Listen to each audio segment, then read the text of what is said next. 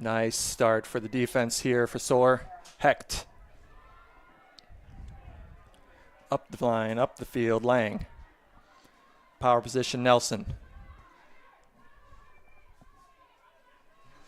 And we're going deep again. Wow. But Galian's there.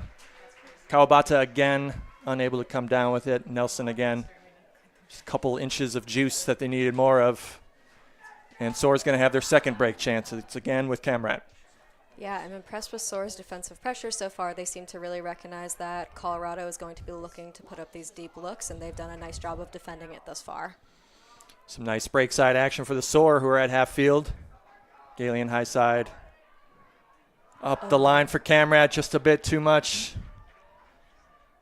Now it's with Kawabata. Back to the middle for Lang. McLaughlin has room. Ito again, the deep target. Ito again, unable to come down with it. That's 3 looks into the end zone for Colorado. Unsuccessful. And now we got our first long grinding point out there. Yeah, it'll be interesting to see who comes up on the top side of it. It's definitely a little warm down there. The turf probably raising that temperature. Oh. And Butterfield, Wow. who wasn't expecting it, gets on her horse, comes down with it. Here come the Soar. I believe that huck went up from Eliana Norton, who did a great job of putting some nice float on it. And another little miscue. Gives it back to Colorado. It's Nelson, 65 yards to go. Okay, so I lied. High side, and Dixon now. Top side of the field, who's going to reach again for Ito. Now she's got it. Completed. McLaughlin. Going to reset for Dixon. No mark. Back up the line. Nice little give-go action. McLaughlin's got her first goal. And for the folks on the stream, welcome in. This is the Colorado Alpenglow versus the Oregon Soar at Soar's brand new home stadium in Portland, Oregon. Yeah, we got a tie ball game here. 7 minutes left in the first quarter. Had our first long point there. Soar with some giveaways after earning some blocks. I'm sure they're a little hungry, a little nervous here, putting on for their family and their friends.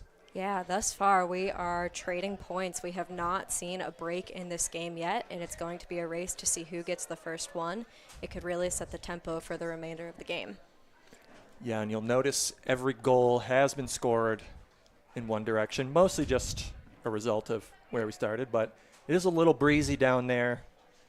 I was down there earlier throwing discs straight into the air. It feels fine at field level, but gets a little hazardous when the disc gets up there vertically, and we'll see how these players deal with it. Longmire's going to start back to Vogel. Takahashi now. Surveying, big gainer to Coles. She's got Luke, the goal scorer, up the line. Kimber's throw is going to fade a little bit out the side. I like that decision, though. Zoe Luke had the space there, and I think Kimber Coles was looking to put it up quickly before they were able to regain it. It just didn't quite come out the way that I think they probably wanted. Yeah, good trust there by a teammate. Here's Lavoie. Veldman now, high side. Going to bring it now down to the low side for Max Field. Nice horizontal action here. They're inching their way up the field. Wow. Veldman now. I really like the pace that Colorado is playing at. They really aren't keeping the disc in their hands for longer than 2 stalls per person. And Vlack is going to get it around to Lavoie for the first break of the game. Wonderful pace, wonderful movement, just like you were saying. And that is what both teams were waiting for from their D-line on offense. Colorado's going to strike blood first. Yeah, that was really nice movement. It looks like Colorado is primarily running a vertical stack offense with this defensive line, and the movement and pace there really did well for them. They were working together and kind of put an easy one there. 3-2 your score. Still plenty of time remaining in this first quarter. Time, of course, will be a factor at the end of quarters if you are unfamiliar. When the clock strikes 0, the game will not end. The team with the disc, when there's no time left, will be able to play out that possession until they score or there is a turnover. So it is important to keep your eyes on that clock when we get close to the zeros. Definitely. You want to make sure you consider that in your team's strategy. You do not want to lose possession right before that clock runs out. And now Vogel. Some sagging defense here from Colorado. Vogel is going to point and going to shoot and going to find her target. Coles, 10 yards out. It's Riley now. Middle of the field, Camrat. Steer. Camrat. Patience here from Soar. Vogel now. Up the line, Steer, 5 yards now. Some nice corner defense. They're going to reach for something, and they're not going to find it on a high stall. Let's see if they can get it back. Colorado with a chance to break for a second time in a row. Smith. It's going to come back to the middle. Mimak. It's a great inside throw. Patience here from Colorado. Pass it, Carmen. Brown now. Directing her players. Going to reach deep. Going to find a nice one with Maxfield again on the doorstep. Bit of a conversation there on the mark. Stall rising. Around now, far side. Brown is going to continue. Wide open in the goal for the second consecutive Colorado break. They lead this game 4-2. That is 2 breaks in a row for Colorado. You know, Soar is getting their chances here. They had it right on the goal line. I think that they just need to make sure they keep holding their space and stay patient and trust each other. Yeah, with a new franchise, a new team, and players who are playing their first year in the pros, it's kind of the errors you might expect to see. There was a good handful of those in the Soar's first game up in Seattle. Absolutely, and the first game being at their home stadium, I'm sure there's a few nerves involved with that. It's really exciting. You hear all your friends cheering for you out there, and you wanna do great for them. So I know they're really wanting to show out for the crowd. Yeah, and on the other end, this Colorado team filled with not just veterans of the sport, but veterans of the professional version of the sport. And absolutely, they looked wonderful in their opening game at home, and they are maintaining that composure here up in Oregon. Different line now out here. It's Bartlett. High side for Egan. Playing it safe.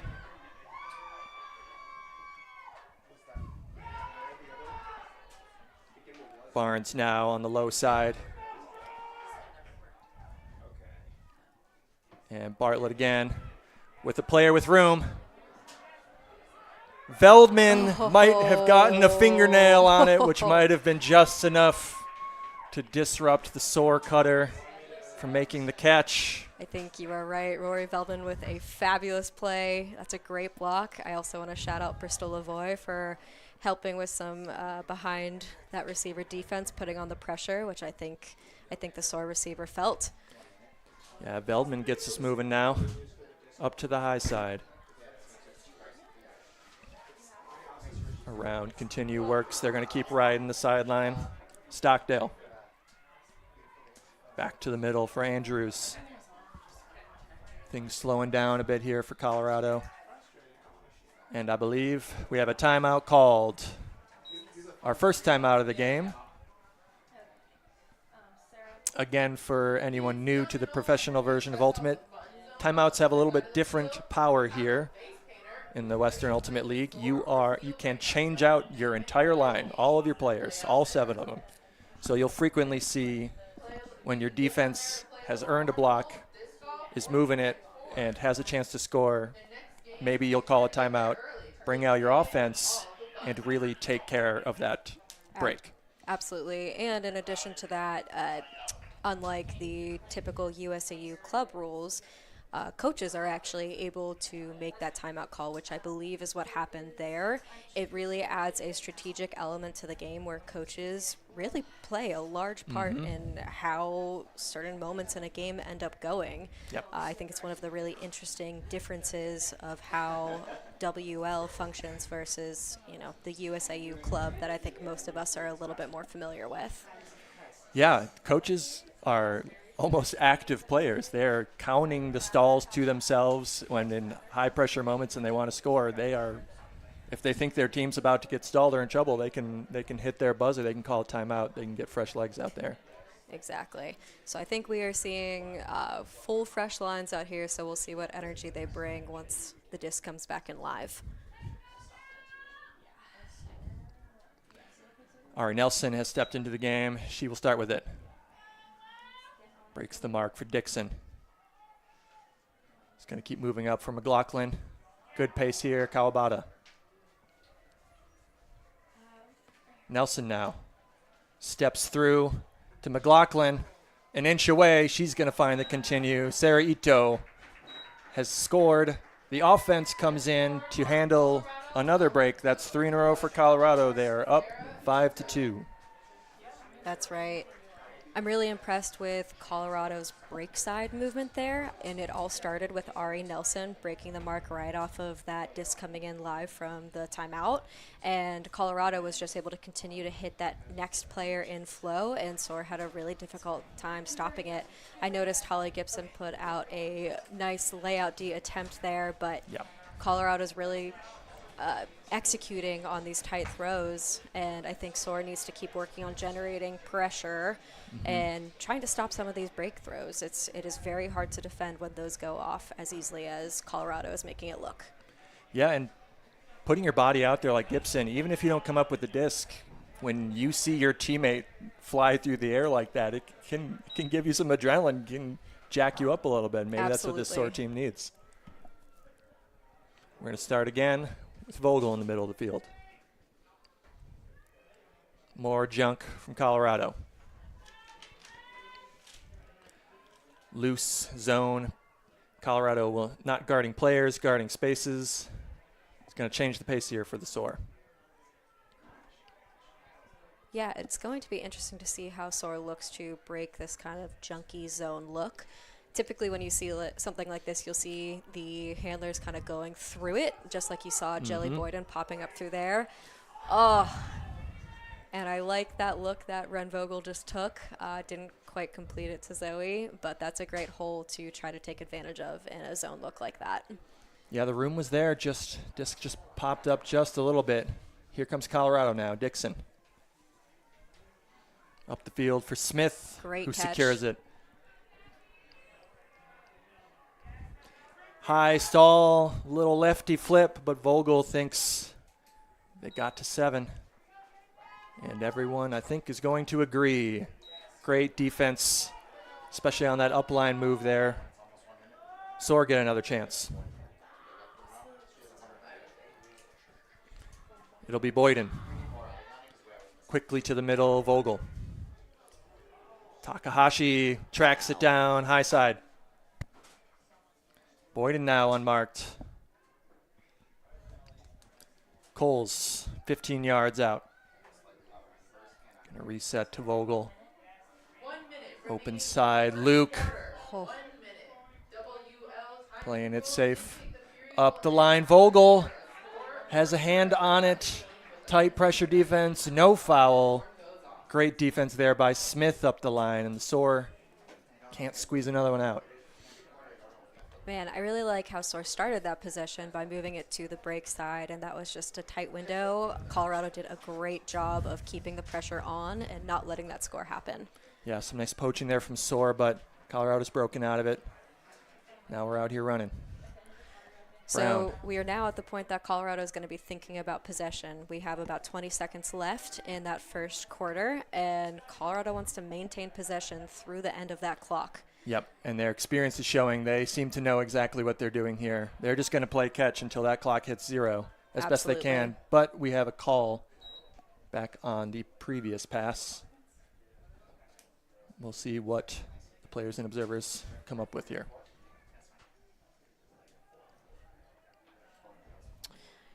I'm not quite sure what the call is here. I'm not seeing hand signals. Yeah, maybe something not necessarily impacting the movement of the disc, so it's going to stay over here with Facet Carmen. Brock now, and there is the horn.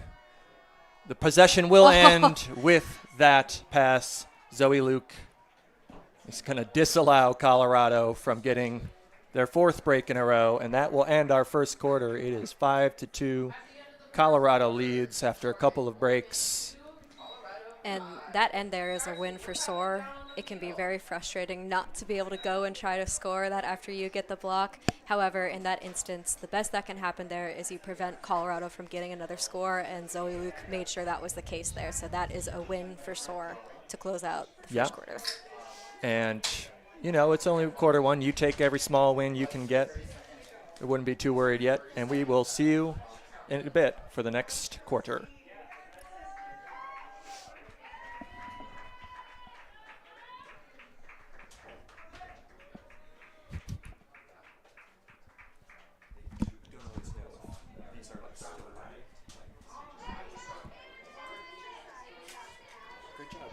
How long you been back, man? And when this beat drop, I know they gon' lean. World debut, I know they gon' fiend. Everything Mississippi to the Palm Springs. Girls from brunettes down to blonde queens. You know you like that. You know you like that. You know you like that. You know you like that. You know you like that. You know you like that.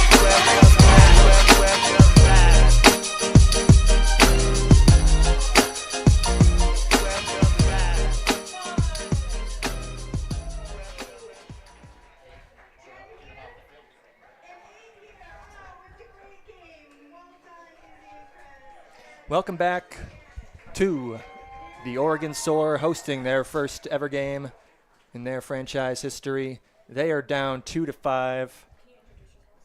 My name is Bobby Goff. I am joined here by Danny Runzo. Welcome to the stream.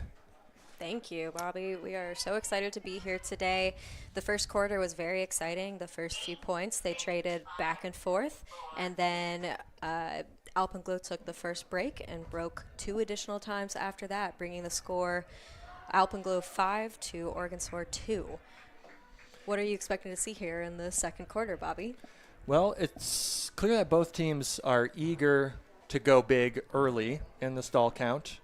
But Colorado has been the team that's been able to, as you stated in that first quarter, go to their option B and C with both lines, which just lets them get new stall counts, get new angles of attack, and they've just been a little sharper, a little cleaner, a little more on the same page. What about you? Absolutely. I think something we've noticed from Colorado is how well they are using the break side of the field. They really look to attack that space, and they're doing it really, really well. Ari Nelson is going to be picking up the disc for Colorado. Yeah, it's been several minutes since this O-line has started a point for Colorado. Let's see if that slows them down a bit. So far, no. We actually are starting with a zone look here from Oregon Soar, looking to maybe change the pace of this Colorado offense a little bit. And Colorado is saying, sure, no problem. We can play zone 2. Yep. It looks like we've fallen into person defense at this point. Let's see if Oregon can make a block on this goal line. Yeah, Nelson, 7 yards out. One more double break side throw. That's Kawabata to McLaughlin for a clean hold. I believe their first clean hold of the game, maybe their second. But Colorado keeps it moving. Lang on that point, getting maybe 6 or 7 touches, doing a great job keeping the ball moving. Yeah, I really like the idea of Oregon Soar throwing a zone, kind of changing up the pace. Ultimate tends to be an offensively favored game, so sometimes just trying to catch them off guard is a great way to get possession. But again, I think Colorado did a really great job of handling it. They were seeing each other while they were open, taking those open people, and really just moved the ball quickly down the field. I think Soar did a nice job of transitioning out of that zone and picking up quickly, but it looked like there was maybe a little bit of confusion on what their force actually was, which led for a little bit of an easy goal at the end there for Colorado. Yeah, nice job finding it eventually, but when they're already 8 yards away, it's going to be tough. It is tough. Here comes the Oregon Soar. Vogel's going to pick up. And another junky zone look that Colorado has started liking here. Very nice. Something interesting to note, Jackie Matonis started downfield in the cutting position and now has come back into the handling space. I know Jackie as a handler, and then additionally, Kimber Coles started back as a handler and is now pushed down into the cutter space. I'm interested to see what set play they were looking to do there, but it looked like they had to change pace once Colorado came out in that zone. Yeah, the Soar started with a couple of successful pull plays, and you have to imagine that this junky look is designed to slow them down and make them do something else, and Takahashi's doing it. 5 yards away. Rising stall, Coles. Back to Takahashi. Big fake.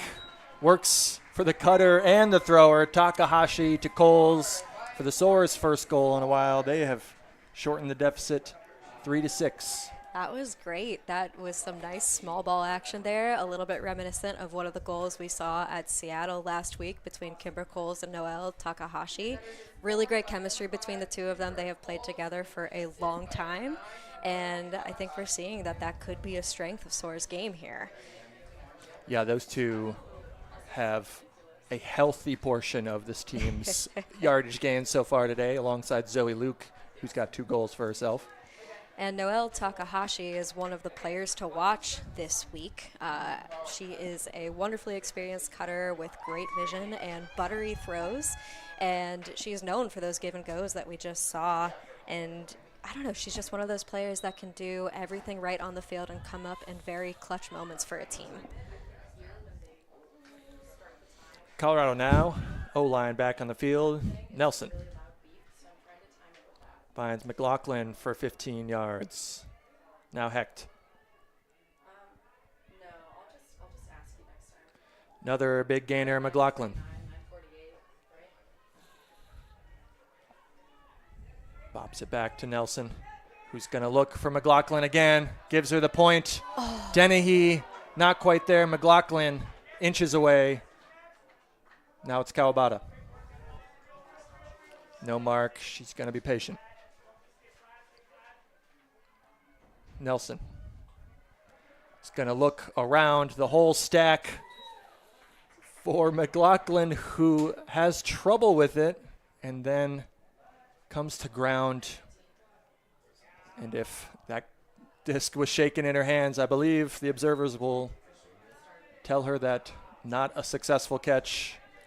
Wow. Great effort, great play, but a big break for the Soar. Fabulous effort. I really liked Ari Nelson's vision there. That was a great look, seeing that McLaughlin had been poached off of.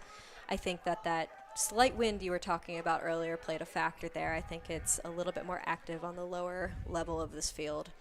Here's Riley now. Soar coming up the field. And Sarah Ito turns on the Jets. Wow, that's a great block from Ito, a true veteran of the game, one of the longest tenured players on this Colorado Alpenglow team, and team captain, I believe, as well. Mm-hmm. It's McLaughlin now. Going to reach for Kawabata. Another close one that the Alpenglow can't quite come down with.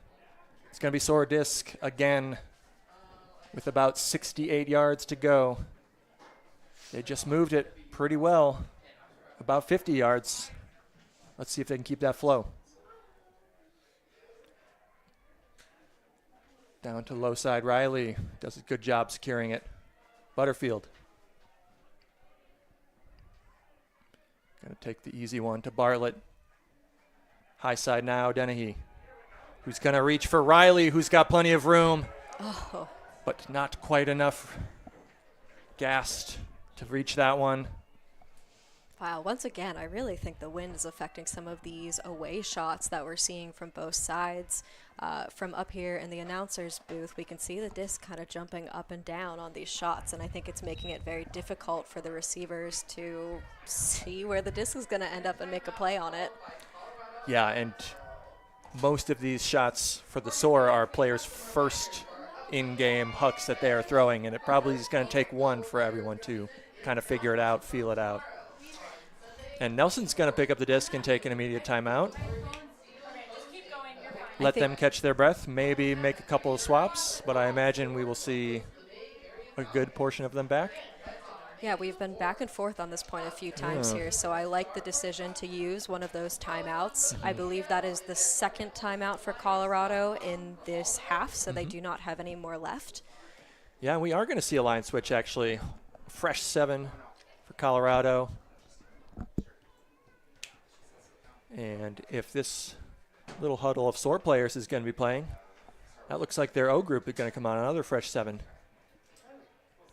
I think that's a good call. Again, I think we saw a change of possession back and forth 3+ times there.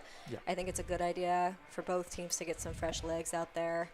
And if Maybe you're shift the Colorado, nerves. you've got the lead. You don't need to have your offense out there necessarily running themselves into the dirt too hard. Absolutely. It's a long game. So Soar is setting up in some sort of junk look here. We got a couple of players sitting under on the force side. Let's see what they do. Veldman gets free up the line. Marked by Matonis. Veldman's going to reach into the middle and find somebody standing there. It's a great save. It's Facet Carmen. Down to Mamak. Up the line. Oh, Tran gets horizontal, can't quite reach it. And the Soar now with their offense on the field get a chance to earn what is qualitatively a break. And Vogel sneaks by the lurking Veldman. Luke now is going to take a reach for Takahashi. Well defended by Mamak, who's going to pick it up. that was really great defensive pressure across the board from Colorado, and they earned the disc back. Tran now. Luke on the mark. He's going to pop one over the top for Facet Carmen. And then get it right back up line. And going to reach into the end zone. Smith is down there. And she holds on with Boyden coming over the top. And she's fired up to get that long point down. It is 7-3 Colorado lead. Wow. Yeah, it feels good to end a marathon point like that, and that one came up in Colorado's favor. I think they really did a great job of keeping the defensive pressure strong throughout the back and forth of that point, and they put one away. That was great positioning as well. Who scored that one? 37? Yes, Smith.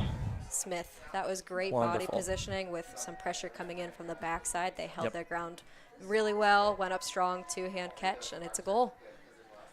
Yeah, also must feel good for Colorado to have their timeout kind of strategy work out for them.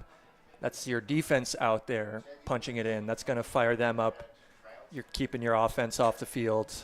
You're firing up your defense. That's a great place to be. Absolutely.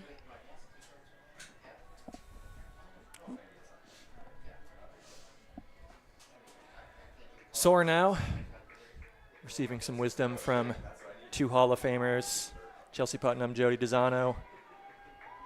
Surely with the right advice and the right things to say. Yeah, I would love to have two Hall of Famers giving me advice. That's a really dynamic duo out there. I know a big thing for this Soar team is about building community and building the foundation for a program and future for women's and non-binary pro. And so I know a big point of today is to work hard, give their best, and really put on a show for this home crowd. Yeah, and the ownership group here has literally made that their number one priority is the fan experience. You'll see a fun zone on the far side of the field as the camera pans to the right. This group is here to provide a great experience for the fans. If you are in the Portland, Oregon area, please consider coming out, catching a game for yourself at this beautiful field, and come see the action for yourself. Steer now is going to start with it from Matonis. Another loose zone here from Colorado.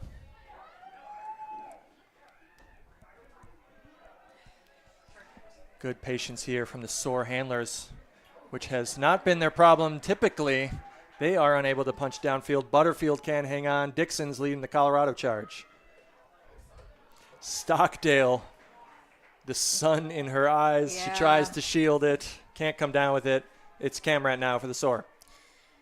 It will be interesting to see if that sun plays a factor in the remaining of the game as we see it get lower and lower. Steer can't hold on. Alpenglow on the doorstep. It's Maxfield who has been leading this break charge all game. She's going to go into the end zone for Lavoie for another break. 8-3 Colorado. And Bristol Lavoie is one of our players to watch today. She is known as an energetic teammate and is always able to make some great plays with great hops and great catches. I really liked the way they set that cut up for that little strike. Plenty of space, easy for their thrower to hit them wide open, and you love to see it. The energy is there. Yeah, and that was a little bit of a different offensive group for the Soar. It's nice to see the coaches for that group reach into their bag, reach into their depth a little bit, try something different, give players a chance to break through. And even if it didn't work, the experience is valuable. Let's see if this group can find something else to work. Absolutely. I think a lot of this Oregon Soar team is newer to the pro scene, and these high pressure reps, I think it's really good to get the whole roster involved early on in this pro season. Pull's going to float out of bounds. Looks like Vogel's going to pick it up. We will start in the middle of the field. Soar looking for the first hold in a couple. Ren Vogel is not someone we've spoken about yet today, but I was very impressed with their performance in Oregon Soar's first game. They racked up an impressive 362 yards throwing, and I believe that put them in the top 5 in the league for that week. Luke holding on right on the sideline here. And it's going to reach for Coles, who finds an unknowing defender. Veldman didn't see it coming. And once again, it's Coles and Takahashi giving a 1-2 move for the Soar hold. 8-4, Colorado still got a lead. Yeah, it is clear we're going to see a lot of that duo right there. Kimber Coles with that away cut, almost completely unguarded. She is a pleasure to watch downfield. She just gets open at will. I don't really know how she does it, to be honest. And she's not giving those secrets away to me for free, so we wish. You can ask her yourself maybe next time she dunks on you out there. Truly. And Noelle Takahashi with a great little move to get wide open on the far side in the end zone. Very, very impressive. Yeah, much needed hold there for the Soar, and it's nice to get a hold quickly as the clock ticks down. 4.5 minutes left here in the second half. And the Soar D group gets another chance. Let's see if they can earn a turn. Riley with a nice big pull.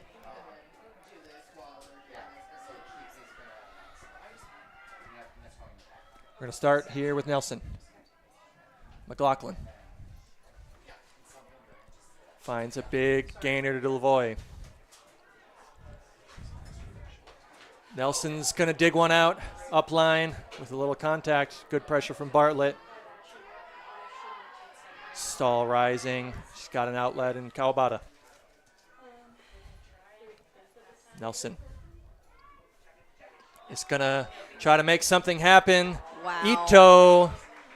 Nice little turn of the hips over the bidding Riley. That's a nearly unguardable throw. Jackie Raleigh did a great effort in trying to get a block on that, but wow, what a perfectly thrown look that only Ari Nelson's receiver could get to. Yeah, and after a first quarter where she was 0 for 2 on her first looks like that, unfazed, and is going to keep playing her game. I was poking around in the stats also, and please correct me if I'm wrong, but I don't think I am. I think Ari Nelson had the most throwing yards in any game ever, is what my page was telling me. Yes. In week 1 in Colorado. You are absolutely correct. Ari Nelson threw 622 yards in the first game of the season, and I think you are right. I think that is a league high.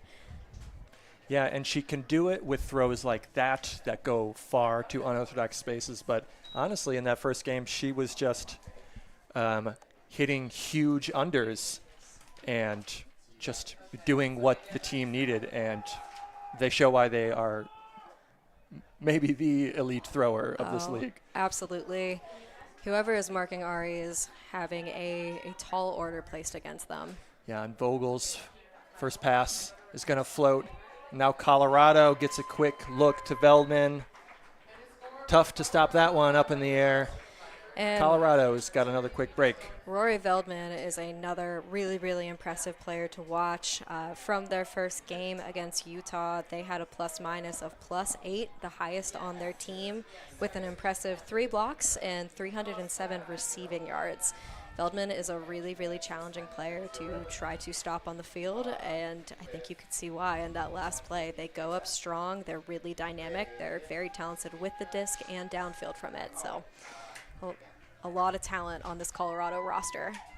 A lot of talent in all different spaces in all different ways, and they are showing it out here in this first half. Bassett Carmen's going to start this point off for us. Soar's got a different group out here to play offense. Yeah, okay, yeah. It's just, I matched it to yours. Bartlett's going to bring it down, and we're going to start with Camrat in the middle. Colorado getting down there quick, even making a hesitation on that first centering pass. Another junkie zone here from Colorado. Yeah, it's been pretty effective for Colorado. I get why they keep looking to run it off the pole here. They're in a bit of a 3-3-1 setup, and you're often going to see the center person of the middle wall looking downfield, looking to see what person they should be picking up and guarding, and it's been really effective. We're getting a lot of swinging movement across the field from these handlers, but there really hasn't been any penetration down the field yet. Yeah, and you notice these 3 in the front row aren't necessarily worried about putting on a mark at all, let alone quickly. They're just going to sit back, eat up even more space, which leads to a lot of passes that have gained a total of no yards, and they are also going to get the turnover. Here's Brown. Smith. Up line. Now 5 yards out with Tran, who is going to find an unmarked cutter and just bop it a little too far for Smith. All right, so Oregon Soar is going to get another look at this zone here. I think, once again, they did a really nice job swinging it across the field, but what they're missing here is how to get it to that next person on the sideline. There's a couple ways to do that. Sometimes people drop back another handler into that space, but basically you need to figure out how to move the ball quicker than the wall and get around it. Again, I like the movement side to side. We just have to get to the one more pass down the field, and then they could really break through and potentially have a numbers game behind that really front heavy wall. Yep, and I'm sure that's what Coach is talking about down here in this huddle, as I imagine we will see a similar defense here from Colorado, who is going to make a couple personnel changes. Soar are also swapping in some of their 0-1 line members, but they are going to have a full 70 to go. Yeah, the other really impressive thing with this zone, I mean, we actually saw maybe more negative yards from the offense instead of positive. So I think if I was Colorado, I would be extremely happy with how that zone is going, and I would keep throwing it. They are doing a really nice job with it. Yes, and losing yards is totally fine if it leads to something pretty quickly after that. And the next thing after that, as you were saying, has been the thing they have yet to connect with. That's a really good point. Sometimes going negative can change that angle of attack. But you got to go forward ultimately. You got to get to the end zone.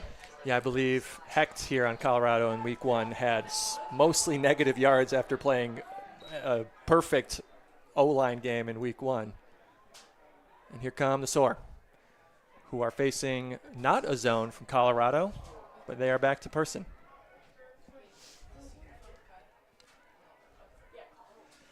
And Vogel is going to try to find Coles, who put on a nice move. Dixon now is going to lead the charge for Colorado. Banis. Over to the side here. Up the line for Veldman, who's continuing. Black is going to push it into the end zone. Back to Banis. A nice, quick up line break for your Colorado Alpenglow. And they are extending their lead 11-4. Yeah, that was really nice flow on offense. Something I wanted to shout out Colorado for is coming out of that timeout. Instead of throwing the same zone look that we saw before, they did go to more of a person look, but what they did was downfield, sat their defenders underneath the cutters, and then put one defender over top of them. Whenever you're stuck in the corner like that, like Soar was, that is a really great look to utilize. And while they did get the first throw off, I think the pressure got to Oregon Soar, and Colorado came up with a turn from that defensive look. So that's nice coaching from Colorado Alpenglow. Yeah, and while it might be a bend back towards something more traditional, it was still a big technical change that I don't know that Oregon would have been expecting coming out of that timeout. Great job by these Colorado coaches. Oregon Soar back on offense. Floaty pull is going to start with Camrat. This looks like a slightly different line than their normal offensive look, so a little bit of a different grouping here. Maybe a good change of pace. Takahashi with a nice read to keep it with the Soar. And a couple of handlers available. Bartlett. We're going to move it down to the low side. Riley. Nice defense. They're going to keep Soar back with their handlers. Bartlett now. Gainer to Riley. Again, up to Pearson. Nice carve from Bartlett, who's going to push it to the outside shoulder where Shayna Brock is waiting. Butterfield's not going to be able to come down with it. Yeah, that's a great block from Shayna Brock. Really took the right angle to get the disc cleanly there. Julia Butterfield tried to come up with it, but they get it there to get it back for Oregon Soar, coming down with the D after a long shot attempt. Yeah, that's Mamak feeling herself. And that's Takahashi feeling herself, who's going to send a nice backhand into the end zone for Pearson for her first goal. 11-5, Colorado leads. Very nice. I like Oregon Soar's pace after that block from Butterfield. They continued the disc down the break sideline and immediately saw a receiver and put it up. I don't think Colorado was quite in the defensive position yet to stop that look. Yeah, both teams succeeding this game in transition if the defense isn't set in exactly what they're trying to do yet. Done a good job pushing the pace, not letting anyone get where they want to be. Oregon's going to have to find more ways to keep pushing that pace. And Colorado offense back on the field, who are gelling right now in this quarter. Absolutely. I believe Soar is still looking for their first break of the game. So let's see if this D-line can pull one out. Just over a minute left, nearing the think about it time. Hecht is going to center here. We're going to start with Nelson. And Dixon kind of had a lot of room downfield, but the play is here for Kawabata.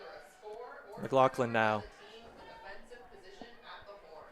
Back around Nelson. Norton cuts off the around. Stahl's going to get high here, but Ito is there. Back around for Nelson.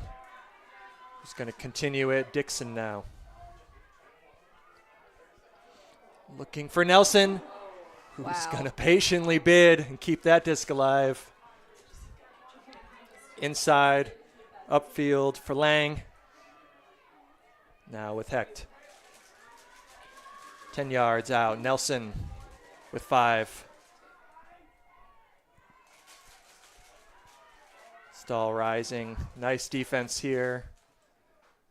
Both players raise their hand here. I believe somebody might have made a little call here. Yeah, what an exciting point. I'm really impressed. I'm very impressed with Soar's defense. I think there's been a lot of high pressure, and I think the Marks have done a good job of stopping the break throw that we were really seeing come off so easily earlier in the game. And I'm really impressed with Colorado's patience. I think they feel really, really comfortable waiting for their teammates to get open, and they look calm and in control.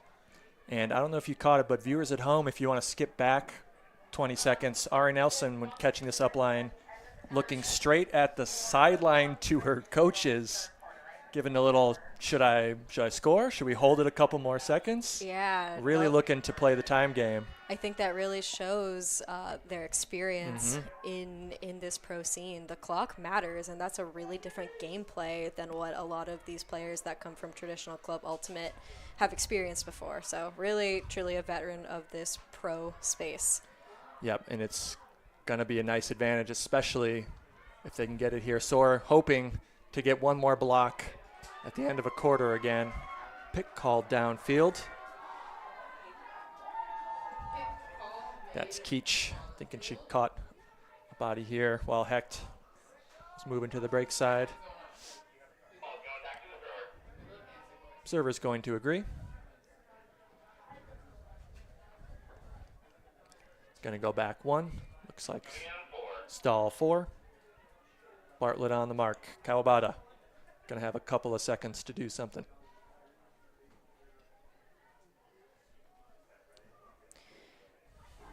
Here you see that 4-second pre-stall.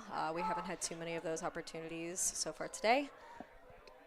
Wow. And it's going to work. Nelson tip-tapping away to a reset. Reaches way to the back of the end zone for McLaughlin. Once again, you really see Ari Nelson's throwing prowess, just the release points. They are incredibly hard to defend. I think if I am Oregon Soar, I would definitely be thinking about how to slow them down. You gotta have a really, really active mark to try to stop someone like Ari Nelson. Yeah, they've raised the stall plenty of times, but they need to try a little bit more in the next half. And we will see you there after a short break.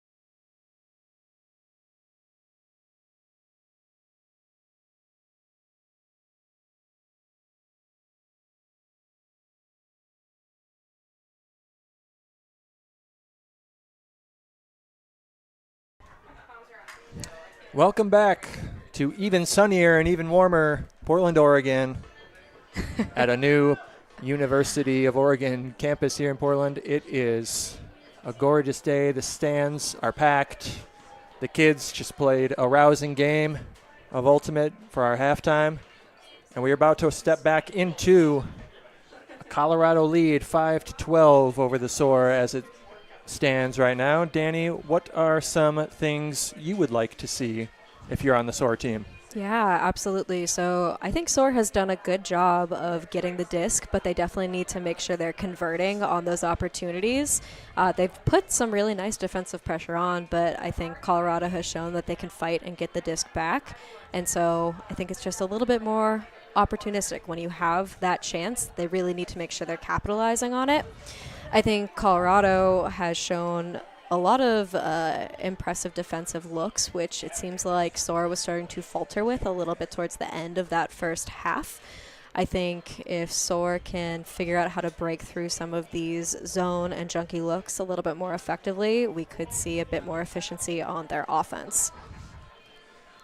Absolutely agree. And I'm curious, if I was down in the field talking to coaches, I'd be curious what success looks like for them in the second half, because there's more to this game than the Soar storming back and making, a wonderful historic comeback win, especially in your first franchise game at home. Definitely. Just building from where you've been and drawing blood from this top-ranked Colorado team. Things of that Definitely. nature. Oregon Soar, like we talked about a little bit earlier, they are still hunting for the first break of this game, and I think that's going to be a huge accomplishment if and when they get it. I think if I'm in Colorado's shoes, I'm looking to just continue to control the pace of this game and maintain a steady, healthy lead. Yeah, and they have been scoring in a wide variety of ways. Usually in big-time leads like this, you have a couple of players kind of taking over and dominating, but really I think I've called everybody's name catching things in the end zone for Colorado. And on the other side, Coles and Takahashi have been the two big names doing all the work. So I wonder if things change in either direction for either team. Yeah, it will be interesting to see. On Colorado's side, I totally agree. We're seeing a lot of different names scoring in the end zone. However, I do think Ari Nelson is having a great game, once again racking up a lot of assists, a lot of yardage. They're doing a really nice job. On the Oregon Soar side, whenever they are moving the disc quickly and using the full width of the field, I think we're seeing a lot of good things. Again, I think we just got to figure out how to put it in the end zone. Mm-hmm. Yep, and here comes the Soar offense. They will receive to start. Kind of jogging out of the locker room there to get to the line to start. Colorado will lead us off with the pull. It's going to be Veldman again, who's got her fingerprints all over this game. 12-5, the Colorado lead. We've got 12 full minutes here in the third quarter. 2 more quarters left to play. Let's see what might have gone on in those halftime locker room conversations. Someone to watch on the Colorado Alpenglow side is number 12, Mary Andrews. This is their second ever appearance with Alpenglow, and they really had a great game 1, and we're excited to see what they do here in game 2. And we're going to start with Vogel. Stall rising, Boyden gets the reset. Downfield for Colorado, doing a great job of limiting options. Now it's Matonis, who's going to find Boyden, carving up the line. Coles now in the middle. Takahashi with it. He's going to look for the bump to Boyden. Boyden really doing a lot for Soar at this point thus far. I really liked when they were trapped on the far sideline, the inside look they took to Kimber Coles to get them back to the center of the field. I think prior to that, Soar was looking a little bit stuck on that trap sideline. Jelly is really utilizing their experience to make sure they're attacking from other angles. Yeah, they've definitely been leading by example on that front, earning a foul there on the mark by trying to switch the direction of the disc. She's going to find Takahashi for a couple. Now to Coles. Taking the reset, Vogel. She's going to push one to Egan, who's got it. Taking their time now. Soar, Matonis is going to a little give-go, making room for Takahashi. Give-go for a couple of yards. Takahashi to Coles. That's been the connection. Wow. Colorado gets a hand on it, but Coles reels it in the back corner. Oh, my goodness. Wonderful stuff from Kimber Coles for a nice hold for Oregon Soar, who needs it. And definitely a shout out there to Megan Maxfield. That was an incredible block attempt. And unfortunately, it just stayed up in the air long enough that Kimber Coles was able to make a play on that and tow the disc in. Wow, that was incredible. And really nice patience from Soar that whole possession. They looked comfortable. They looked calm whenever they were getting trapped on that sideline. I really liked the way they attacked the inside lane downfield. It wasn't just trying to force hard resets.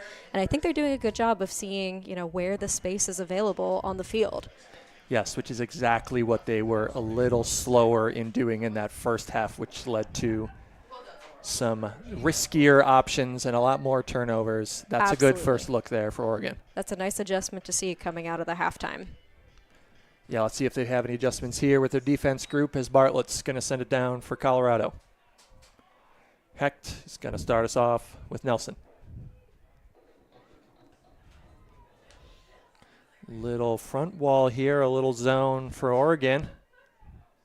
Colorado's going to play catch until they change their shape a little bit downfield. Here's Dixon with room. Hecht. Small ball now with Lang. Dixon. McLaughlin. Lang. Nice pace here from Colorado, who are getting to both sides of the field. Now slowing down with Dixon. Who's going to throw something up to Nelson. She's got it. And we've got a pick downfield. Once again, I think Soar did a nice job transitioning into their person defense. Sometimes that can be a really tricky thing to do effectively, and you'll see offenses take advantage of that opportunity, but I really think Soar's transitions have been really commendable. We're moving now. Hecht with room. Dixon, give go. Riley staying on their feet. Oh. And Nelson taking a step forward into the crowd, and they are going to snag it for a high pressure and nice hold from Colorado. Yeah, that's really nice from Colorado. They have not faltered in these zone defensive looks whatsoever. They've really ripped through them. And while Soar has kept the pressure on and not made it an outright easy score, with their patience, they're really just easily kind of walking this into the end zone and taking their time and finding that open person. Yeah, some nice pressure. That's a nice first D point for Soar, who don't earn a turnover, but they slow things down. They generate some close looks. And now this offense is going to have to keep that clean sheet.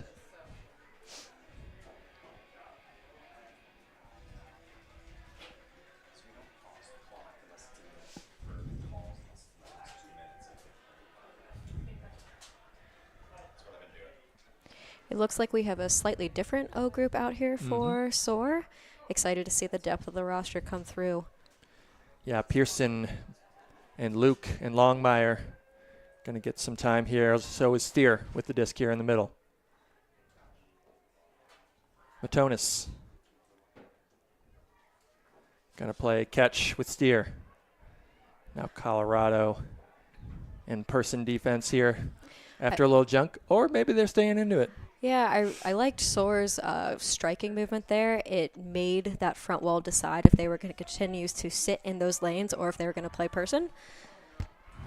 And Longmire, stall rising, couldn't find their option. I believe we have a stall called, so although Longmire tries to push it downfield, we might be talking about it back here.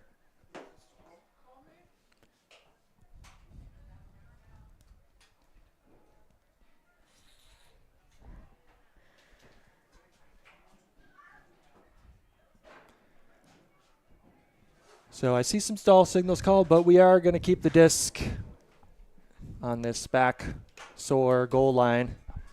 Colorado's going to have the full field to go. And starts here with Mack. Nice gainer to Brock.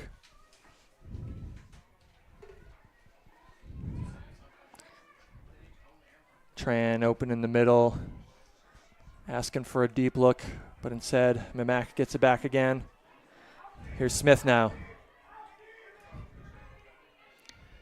Soar defenders with some nice poachy defense in the backfield, but they are going to find their mark, and we are going to have a call on the throw. It looks like Oregon Soar is really trying to keep their heads up and be able to help cover each other with some switches. I think it's creating some chaos, and possibly that's what led to this stall upheld by the referees here. Yeah, Smith unable to get it off with that confusion in the backfield. Luke doing a nice job keeping a mark on. And here's the first break chance here for Soar in this second half. Matonis. Right away to Coles. And Takahashi, who have both come over now. Pearson. Sorry, this is a hold chance. I'll correct myself. Oh, you're right. Here's Matonis now up the line. He's going to continue to Takahashi. Disc flutters in the wind and falls a little short. Can't grab it. Takahashi is going to sit about it for a point after a tough little move to make to try to come back, change direction, hit the deck. I think we really are kind of seeing some of the gusts that are occasionally popping up on the field down there. You could see the way the disc got hung up a little bit in that corner. Takahashi made a great effort to save it. And it looks like we had another injury call, so another sub opportunity for both Colorado and Soar. Yeah, Tran's going to take a break. Lavoie's going to come in for Colorado, and Dennehy also stepping in for Oregon. Something I noticed in that offensive movement from Soar was that Zoe Luke was incredibly open in the deep space, and maybe that wind was kind of deterring Soar from hitting it, but wow, I'm impressed with the separation. And a high stall is going to lead to a reach from Colorado. Dennehy tracks it down. Wow. Soar now. Camrat 15 yards away. Steer. Continuing for Dennehy without a mark. Steer now with the ball a couple yards away into the end zone for Zoe Luke, who's got her third goal of the game. And it was long with some subs, but that's a nice hold. Absolutely. For the Oregon Soar. They are down 13-7. And Shannon Dennehy with a great interception in that point. Shannon, more commonly known as Mouse in the Oregon community, is a very experienced defensive specialist. As you just saw, they have wonderful field sense. I think they did a great job of keeping their head up and recognizing an errant pass and making sure that they were one to get it. And then on the other side, offensively, I think they were really key to keeping the movement going for Oregon Soar there and was a huge contributor to that point. Yeah, they are just an absolute grinder and super reliable. There's a reason they were just called on for that point there, a point that Oregon needed to get a block and then keep that hold going. Wonderful stuff there from Dennehy and from Soar. And they are now pulling to this Colorado team who has yet to be broken this game, although much pressure applied last point. Let's see how this one fares. We're going to start with Nelson. A little bit of junky stuff here from Soar. Feldman crossing over to the offense. It's going to give go towards the high side now. Calbada.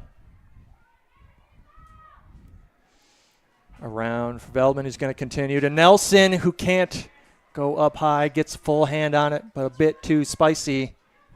And here's that chance we've been talking about for Soar. Let's see if they can capitalize. Yeah, first turnover of the half for this Colorado offense. Gibson is going to reach for Egan with the sticky hands. Riley now, there's a player unmarked downfield. Gibson sees them. Colorado doesn't. Barnes comes down with Oregon's first break of the game on Colorado's first turnover of the half. And they gain some of that lead back. 13-10. Colorado leads. That is really exciting. We've been waiting to see it, and I'm so glad that Soar capitalized that. I think that's going to really invigorate this team and give them some energy. That's a big win. Also, I want to shout out Rachel Egan for that crazy snag in the middle of the field there. That is a classic Rachel Egan moment. She has incredibly sticky hands and someone you want on the field with you. Yeah, that's what the coaches told us to look out for, and several times now we've seen it. And we can hear and feel the crowd getting into it below our feet. That's certainly going to help this Soar team, who have found some energy and will take all they can get from their home crowd. Longmire is going to get them started. And I will say, I just heard the crowd all cheering a big happy birthday to Jackie Matonis. Happy birthday, Jackie. Who finds herself out on the field in this D-line. Try to help punch it in. We start with Nelson. It's time for a birthday block. Hecht in the middle.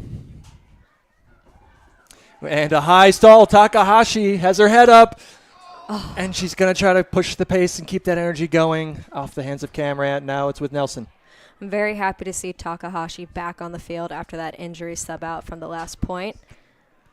Yep. Good to see that she's okay. Colorado grinding up the far side now, and Lavoie with maybe her first mistake of the game after a wonderful first 2.5 quarters. We're seeing a bit of an energy shift here. I think both teams are feeling some different pressure, a little bit of a different pace than we've seen up until this point. Yes, Pearson now looking for help from Vogel, who's got it up the line to Takahashi. 5 yards away. He's going to continue to Camrat, and she's going to bring that one down this time. That's 2 breaks in a row for Oregon, and the tides are changing. Wow, that is really impressive. 2 breaks in a row from Soar. The energy is picking up. The crowd is excited, and I think it's really surging and filling Soar's capacity here. They want to keep pushing. They want to keep narrowing this gap. It'll be interesting to see how Colorado responds here. I'm sure they're not loving 2 breaks in a row, and I think it will really show how they respond to this energy that Soar is bringing. Yep, and they're going to respond by putting out what is normally their defensive group to receive this pull. But this group has had also few problems scoring when they get an opportunity. Definitely, Alpenglow had a lot of breaks from their first game against Utah. This group definitely knows how to put the disc into the end zone. Yeah, they're going to let their offense talk in this huddle here as Veldman is getting us moving. But we're not moving very far because there's another drop. Oregon with the ball. Riley here in the middle. Going to take the reset, Norton. Bartlett now, we're looking for Camrat. It's a little low. Goes to ground, can't keep it up. Veldman's going to try to get it going the other way quickly. Takes a free one, Brown. Call on the field.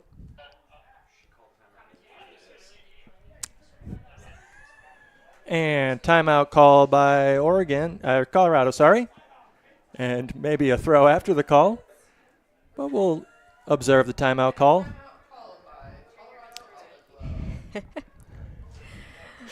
Little scare there from Oregon. Colorado's going to take this opportunity to think about it.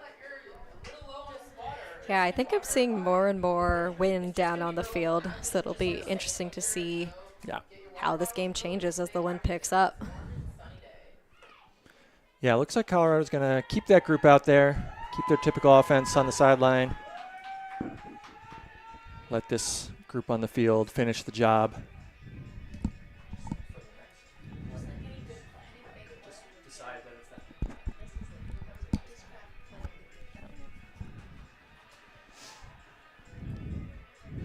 You can see the whole Oregon team out here on the field, interested in being a part of what's going on for them right now, while Colorado keeps it close to the vest with just their 7 on. Yeah, I think Oregon Soar is really looking to keep this energy they have going up, and that really comes from the whole team. And it's exciting to see the whole squad out there ready to cheer each other on, keep each other up, keep that intensity going.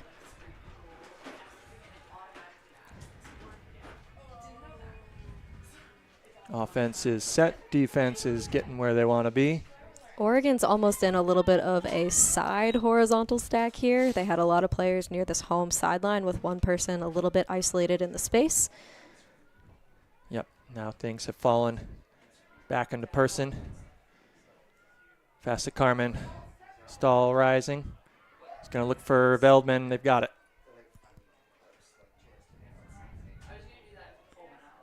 Little give go back to the middle of the field. Small ball here for Colorado. Veldman strikes with a nice inside up to Tran. Another break from Veldman, this time to Brock. Back to Veldman. Running the show here. Mamak. Up to the top side now. Smith. Who's going to find an open receiver? Brown. But that disc sneaks up on her. Gets through the hands. Camrat now with a chance for the Soar. Looking for their third straight break. This Open side, Galeon.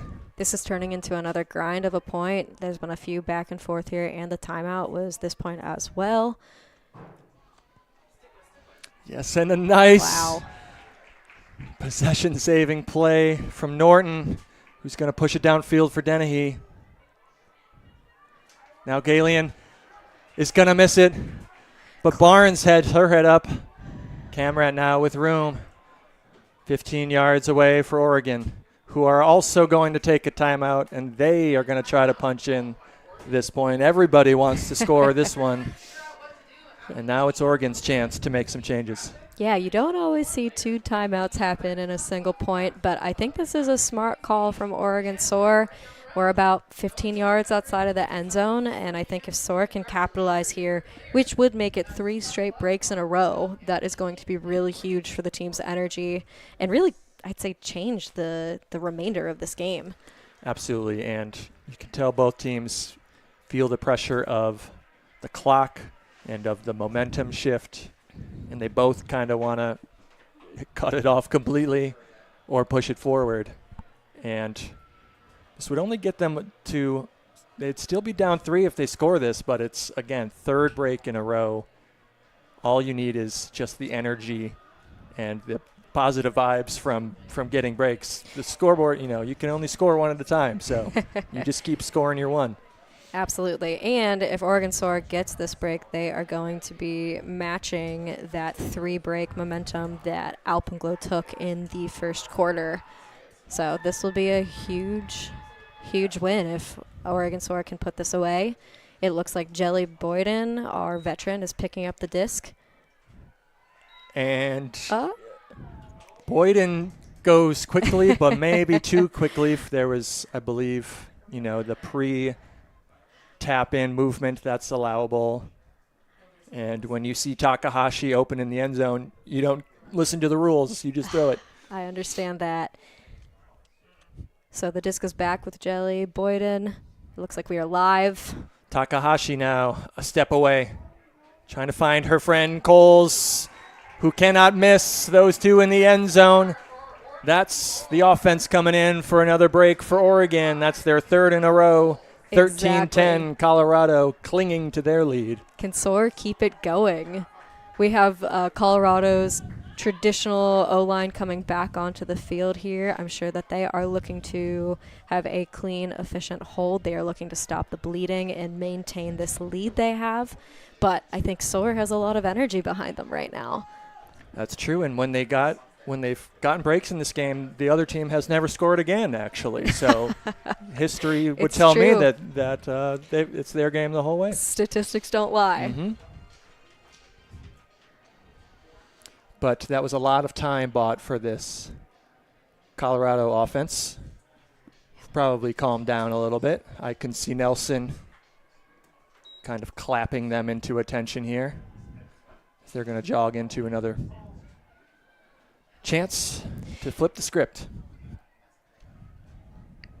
Oregon's going to start with a little bit of loose person. Hecht's going to come around for Ito.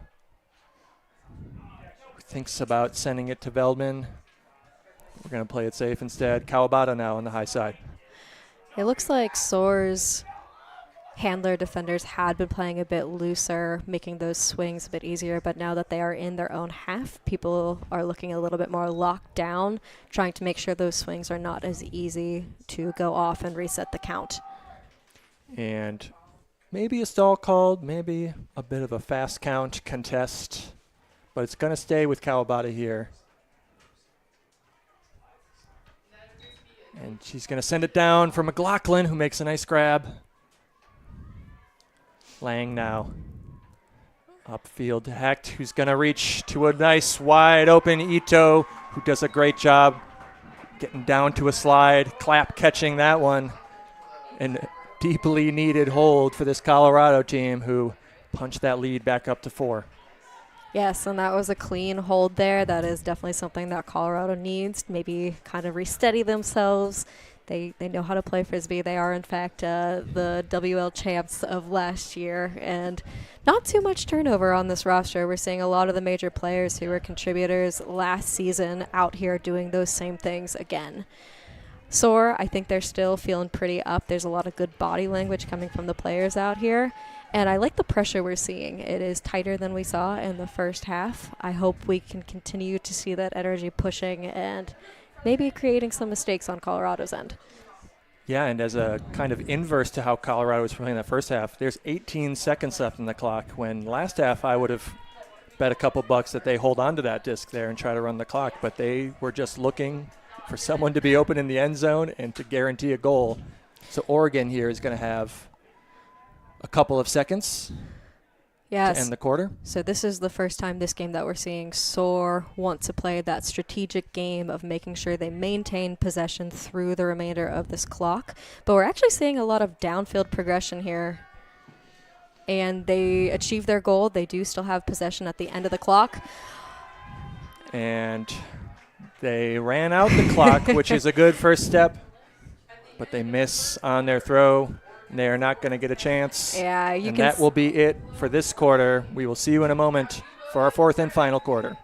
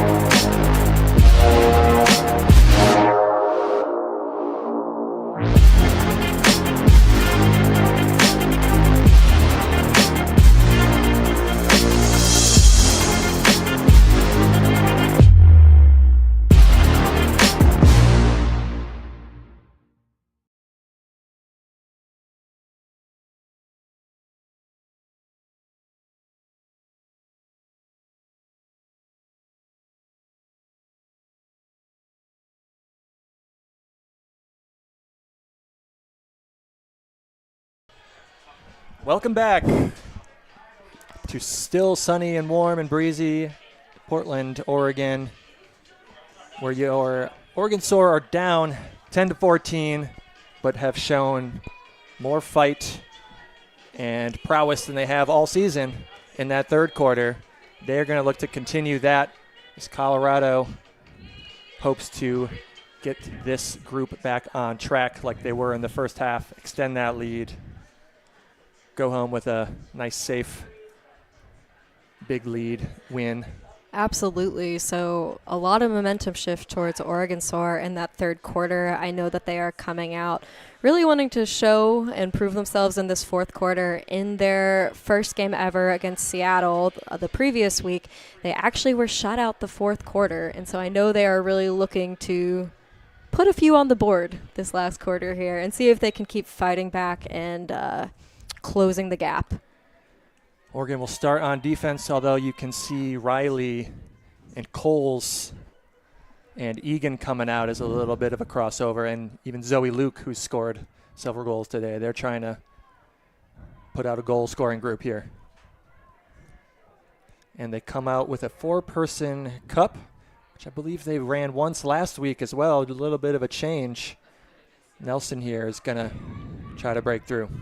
Yeah, thus far, this cup has been a bit more effective than Soar's 3-3-1. Wow.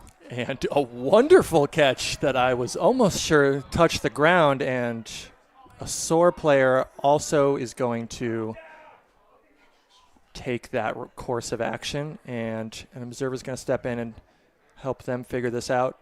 And they are going to say that the ground did help them catch that disc. I believe that was Lavoie down there with the best possible effort you can give. Absolutely. Great effort. It is now Soar's disc. I think that cup really served well for them. The 3-3-1 they ran previously, I think Colorado tore up a bit easier than Soar would have liked. And I think we saw a lot more strength from that cup look. Yeah, and with these small gusts, you want them to shoot something big. And Oregon's also going to take a shot.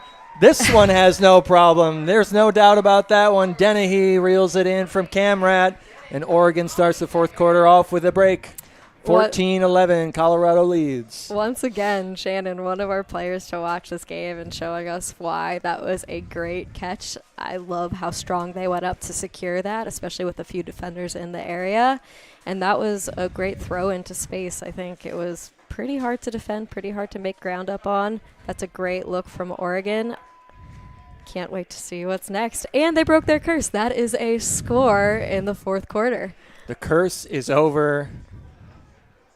It only lasted one game. That's not too bad for a curse. No. Coming from a Chicago Cubs fan. You take that one. And the breaks keep coming here for Oregon.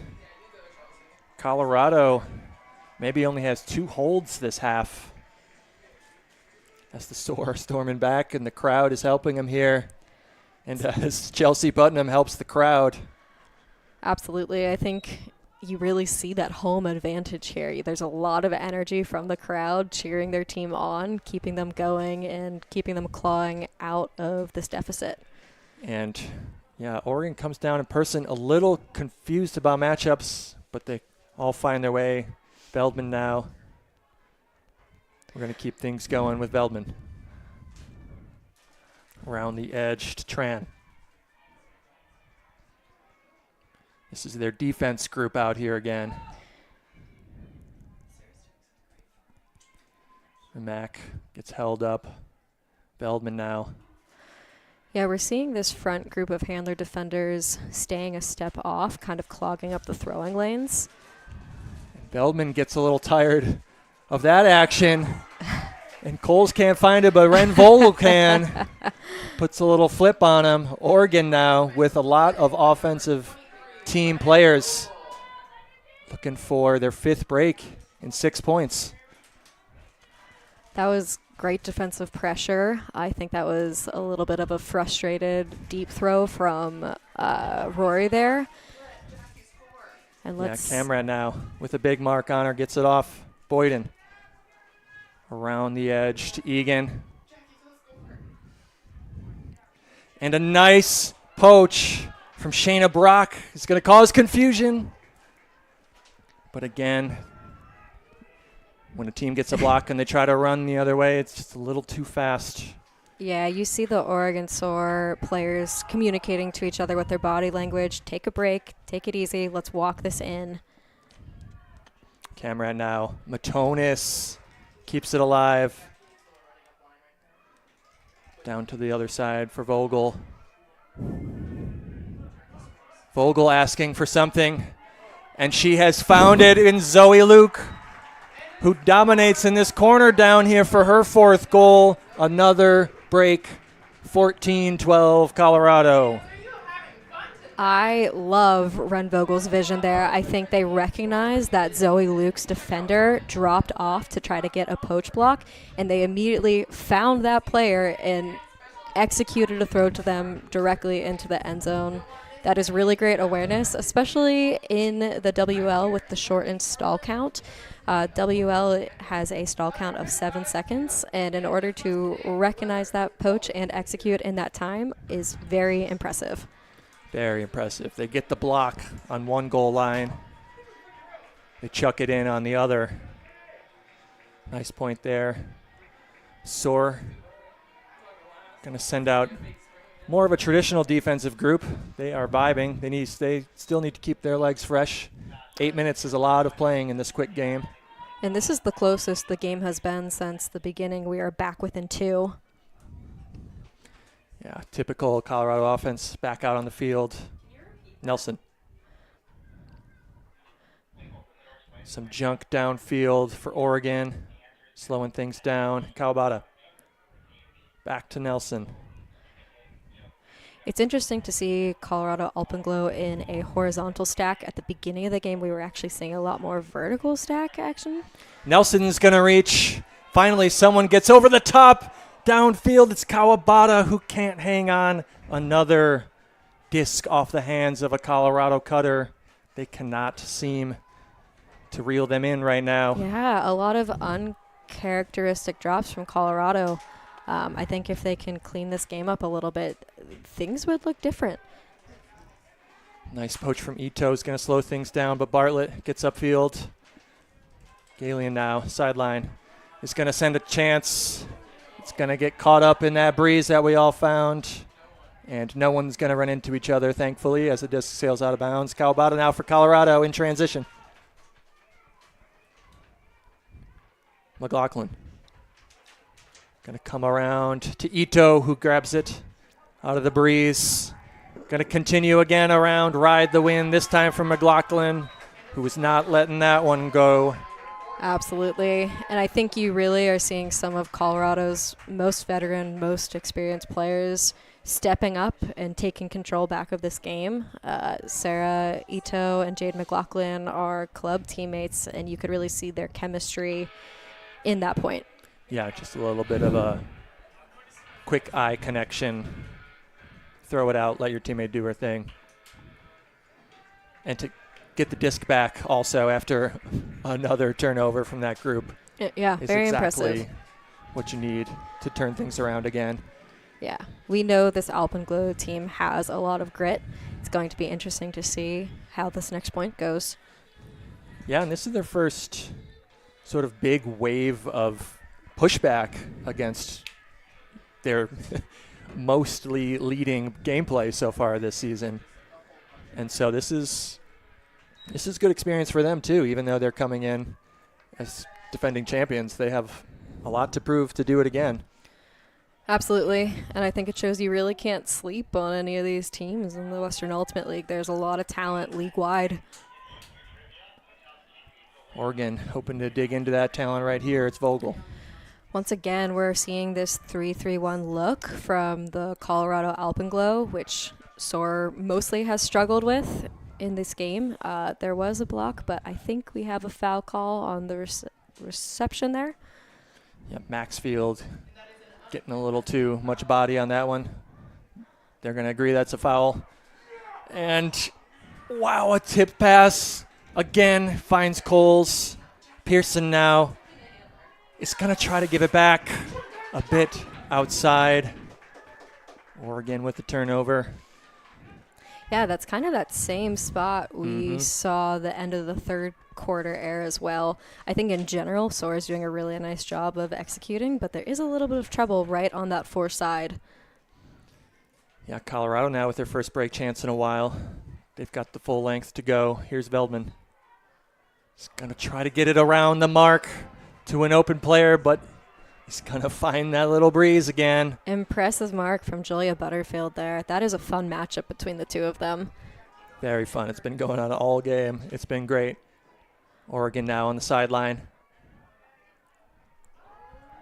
And Jelly Boyden again is going to switch the field And there's that matchup we were talking about. Butterfield's going to win it this time.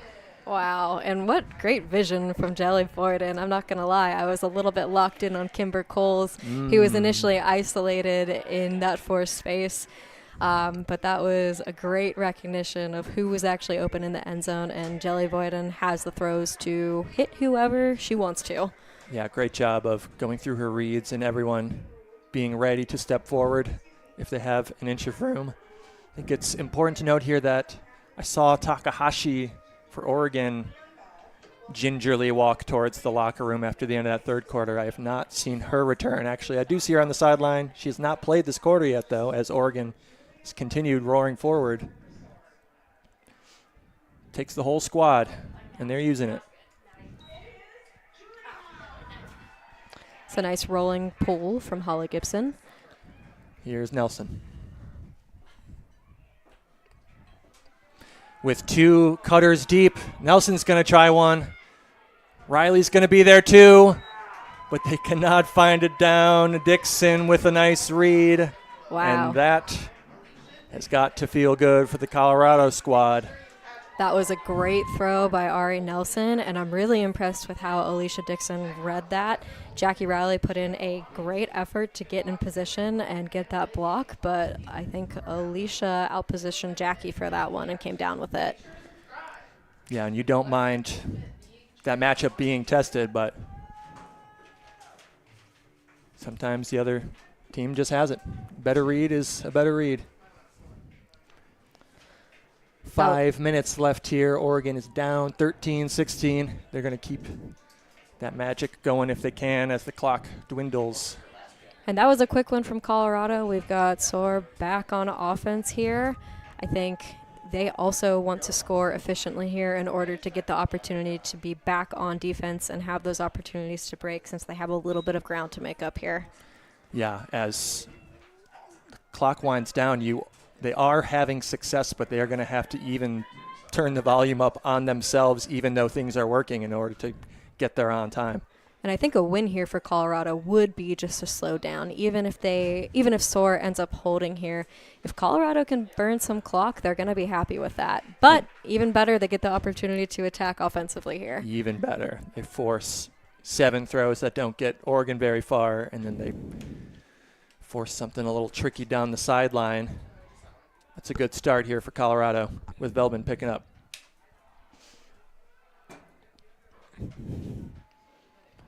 Over to the middle now. Here's Andrews. Oh. And Veldman takes a funny step. He's going to decline Butterfield's stretching help, which hopefully is a good sign. Right. I'm optimistic that that might just be a cramp with the way Butterfield tried to go in and help with the stretching. Yep.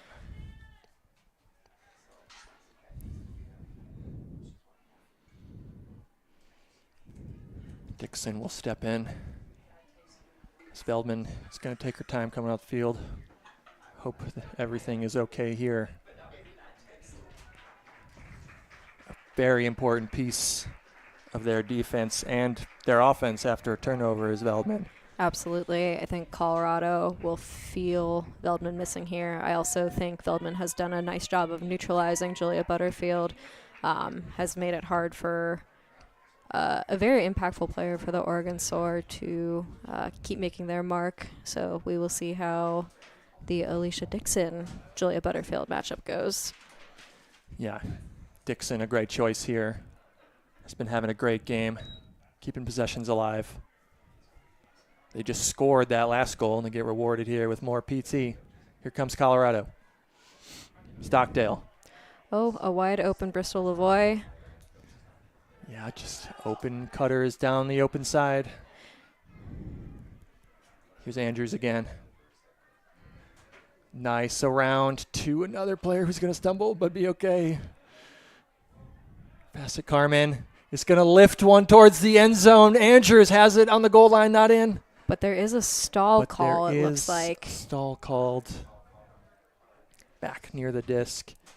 We've said it already, but that 7-second stall goes very quickly. Goes very quickly. And when you push those backhands to the forehand side, sometimes it takes an extra beat to get out of your hand, and it's really going to make you feel like you got the stall. But we are contested here. The disc's going to stay here. Moving quickly. And nice play by Vlak, who's just going to immediately bop it over the top. Yeah, I really like that recognition from Vlak, seeing that there was a defender in that lane from Soar, but their back was turned. So they did a really nice job of just kind of placing it over that defender. It's really hard to know where the disc is when you're not watching it, and that was a really well-executed throw and a good recognition of what the defense was doing. Yeah, and just hitting the gas right after a little stoppage. Catch people maybe looking left instead of looking right. Yeah, absolutely. I think Oregon Soar's defense is really looking to do a lot of switches and cause some confusion downfield, and I do think it was impacting Colorado in that third quarter, but it looks like Colorado is settling into the flow a little bit better and seeing where the open players are to take advantage of it. Yeah, that might be the biggest point of the game so far as Colorado pushes their lead to 4 with 3 minutes left. It's going to have to be basically all Oregon from here on out if they want to come away with a win here in their home stadium. I believe we have Oregon Soar going a little bit upwind as well. We've been seeing the disc pop a little bit more in this direction. Yeah, and Colorado's going to be happy with this junkie zone, trying to slow things down as Barnes makes a nice save. Now with Norton. Bartlett's going to pop through. Colorado's going to keep it here. Gibson now. And finally Norton gets it around here, but Colorado's backline doing a great job of keeping everything contained. Wow. Great play by Agnes Lee. Her first touch of the day, keeping possession alive. And this is a win for Colorado as Oregon holds on, but they need to move quick. Big fake here from Keach. That's a really good point with the time element here. We do need to see Soar score a little bit more quickly, and this defense has really done a great job of slowing them down. And Great Norton, find in the deep space. Norton gets it to the doorstep. Barnes is just going to punch it into Bartlett. Stop that clock, get it in there. And that's a huge play. They needed that break. They needed that hold, with that group, a different group. We're going to call that the Discraft play of the game. 1, 2, 3. The underdogs coming in and making a huge play. Yeah, it almost felt like they maybe heard my commentary there. It was like, oh, right, we need to score quickly here. And that was a great job of finding the deep open player. It was really critical for Soar to make sure we get that hold. And now they need to convert a break quickly here if they want a chance of bringing this game closer and within 2. There is 1 minute and 53 seconds left on the clock. Yeah, so now you have a little bit of an inverse here on defense. You do not want to slow things down too much. You kind of want to take a chance here. I think we're going to continue to see a lot of switches from the defense here to try to throw them off. And what a pull! A pull that's supposed to roll to the top side, hugs the bottom, and is going to roll out all the way out the back. And if it got out of that back line, I think Nelson should be able to walk it up to this front. Yeah, because nobody touched it. Gotcha. Oh, and I think Oregon just made a little 0-second sub as Pearson takes the field in the deep space. Yeah, I honestly didn't see what happened there. Me neither. I was too distracted by how fabulous of a pull that was. So still a great pull.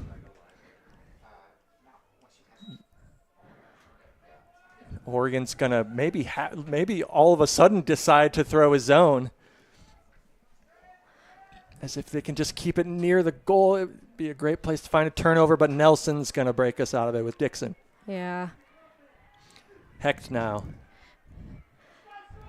Back to matchup defense for Oregon. Hecht is a player I would like to shout out. Oh, no. Oh, and Hecht is also going to step on an ankle. Oh my goodness. I was just about to comment on how critical of a role Heck plays for this Colorado team.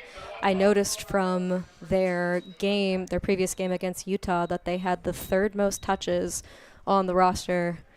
And I think that they're one of those players that you really feel their presence when they're not out with them on the field, because they're so stable and getting resets.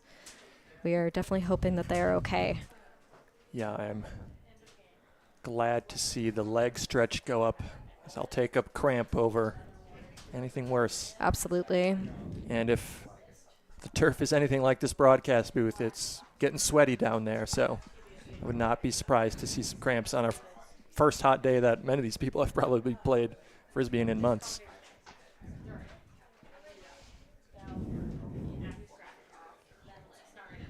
Everyone's gonna catch a breather here. Yeah, you see a veteran, Alicia Dixon, taking the opportunity, take a rest. I love that call. Wise. Yes. Very wise indeed.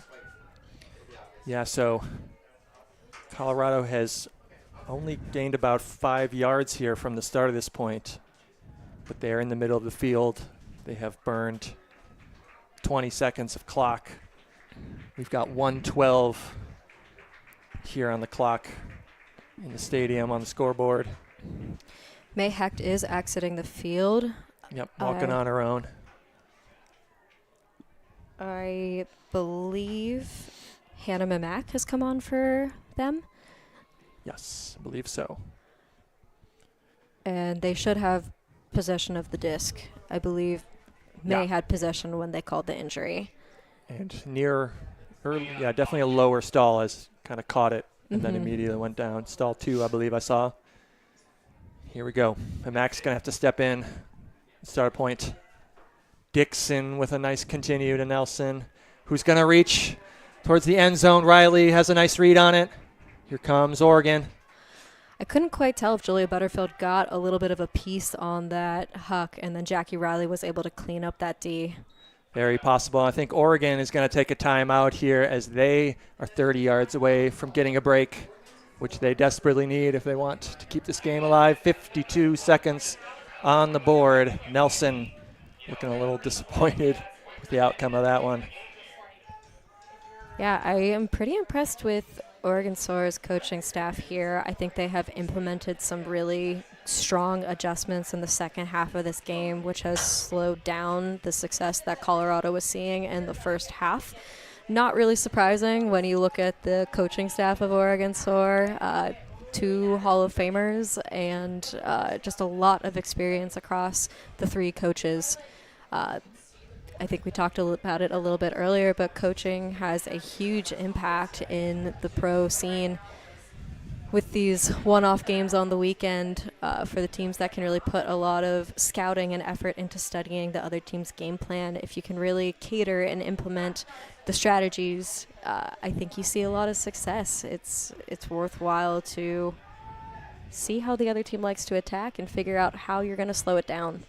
Yeah, and it feels like they're already getting a little better, as they're Chelsea and Jody enjoying their time out there right now. They're already getting better as coaches, because there's a lot of differences in this league, and you have to change what you're doing as a coach. You have to do more than what Chelsea's just normal superpower is. You have to work on other skills, and they are doing a great job here in the second half. Absolutely agree. Jilly Boyden here is picking up the disc. Once again, we see Kimber Coles isolated in space. Yeah, they're going to start with a little, try to crisscross it. And Jelly knows they have to get into the end zone, but the cut isn't there. A little bit of a miscommunication perhaps, but we do see Noelle Takahashi back out on the field. Yeah, Colorado back with it. This is their defensive group, though. Banis is going to lift one over to Brock, who can't quite get there. And Zoe Luke in the area putting some pressure on that catch, making it difficult. Yep, here's Vogel now, no mark. That's because a lot of Colorado players are back near the end zone. They're going to be happy with Oregon just having to settle for anything outside of it. Here's Egan. To the middle now, Matonis. Can't get the continue. A little step fake. And Brock, I think, gets it back with a nice run through D. And the clock, if I'm reading this right, is going to read a little bit more than 0 seconds. We unfortunately have another injury call from Colorado. Lavoie is going to step off. And it's being communicated that we have one more possession left in the game. So Colorado is going to have one more chance to put another goal in, which might seem a little strange when it comes to the timing and all that. But ultimately, it does matter in the length of the season. If there are any ties down the line, the point differential could affect a team's outcome as it comes to championship weekend. Yes, and as Oregon battles to get into the postseason and Colorado battles to stay near the top, they need these goals, both sides. So Colorado's going to get one more chance to add on top. Here's Banis. Nice Finds their mark here, Brock. Yeah, nice movement so far from Colorado. And the presence of All Boyden right. coming through is going to be enough, as Zoe Luke is going to take us home with a catch block, but the time has hit 0. Your final score, Colorado 17, Oregon 14. Wow, what a great game. Colorado should be proud of how they hung on to that lead there through the end, despite the immense pressure that Soar was really generating in the second half there. I think both teams have a lot to be proud of in this game, too, for both of them. I agree. I think both teams saw enough to keep their heads high as they go into those locker rooms. I'm sure both teams wished it went a little better towards their favor, even Colorado, the winners, who had a huge lead in that first half. But there's plenty to work towards for the rest of the season. Oregon goes down to 0-2, Colorado up to 2-0, and we will see you next time here in Portland. Welcome back, welcome back, welcome back. Welcome back. Yeah, man, how you doing? You good? I know you like that. I know you like that. How long you been back, man? And when this beat drop, I know they gon' lean. World debut, I know they gon' fiend. Everything Mississippi to the Palm Springs.